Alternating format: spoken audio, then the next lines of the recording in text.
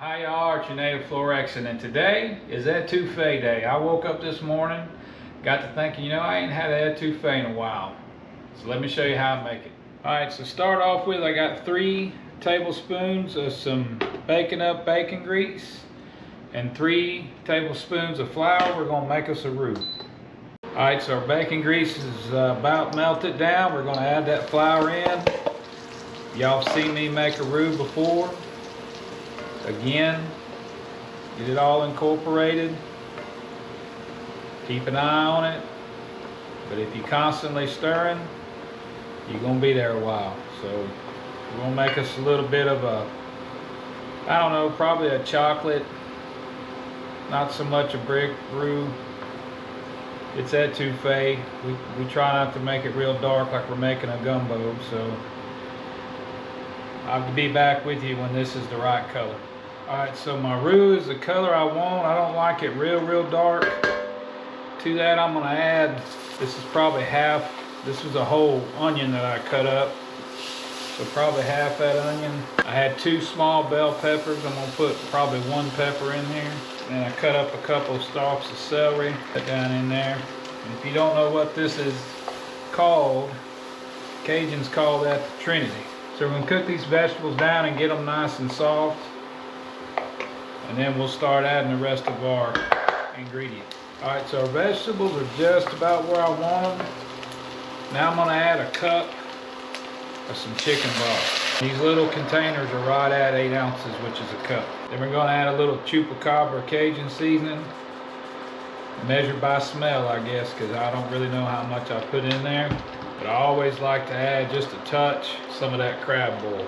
I'm going to turn this heat down a little bit and get this to a little bit gentler simmer. Won't be long now, folks. We'll have us some etouffee to add. So I'm going to share a little secret while we're waiting on this.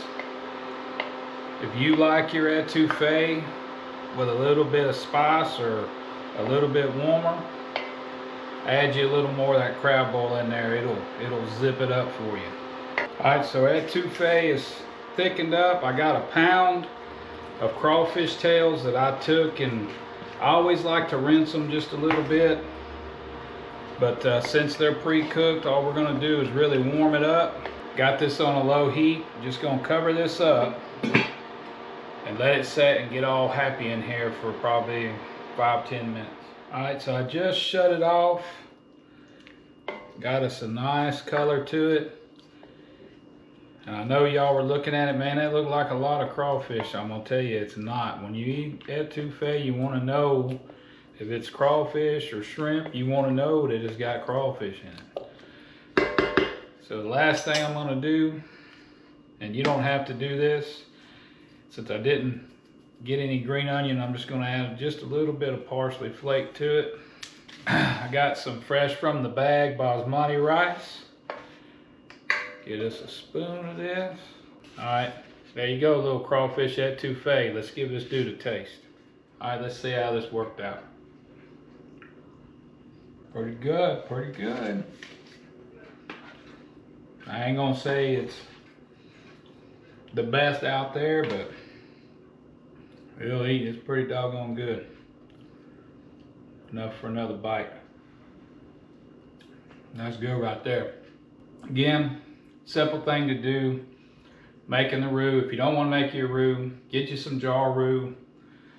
Put you about 3 tablespoons of that in there and get to making this etouffee.